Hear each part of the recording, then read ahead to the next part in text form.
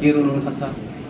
हाम्रो रोल चाहिँ तपाईहरुसँग जानकारी ल्याइदिने हो त्यसपछिको रोल चाहिँ सायद तपाईहरुले पनि प्ले गर्नुपर्छ हामीले ओपिडी पनि प्ले गरेर आउँछौँ त्यो बाहेक चाहिँ यो पत्रकारहरूले त्यहाँनिर प्ले गर्ने ठाउँ छ भनेर म बुझ्छु त्यसकारण एउटा मेन मेसेज चाहिँ कसरी टोबाको बन्द गर्ने भन्नेमा जानुपर्छ पहिलो कुरा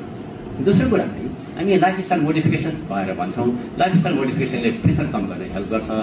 त्यसले चाहिँ कोलेस्ट्रोल कन्ट्रोल गर्न हेल्प गर्छ अथवा त्यसले अदरवाइज हामीलाई हेल्दी हुन पनि हेल्प गर्छ त्यस अन्तर्गत चाहिँ खानपिन र व्यायामको कुराहरू आउँछन् खानपिनमा हामी के गर्नुपर्छ यो धेरै थाहा भइसकेको छ फेरि खुब धेरै नदोहोऱ्याउँला मैले चिल्लो कुराहरू कम खाने नुन कम खाने भन्ने कुरा हो जसको प्रेसर छ त्यसले नुन कम खानुपर्छ जसले चाहिँ कोलेस्ट्रोल छ अथवा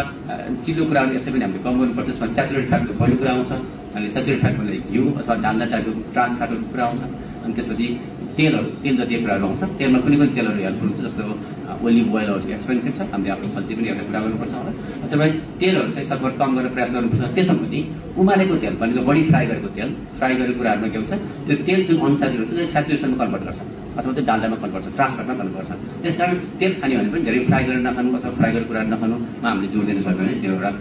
हामीले फ्याटको कुरातिर हामी अनि अर्को चाहिँ बोसो कम गर्नु मासुमा चाहिँ बोसोयुक्त मासु नखानु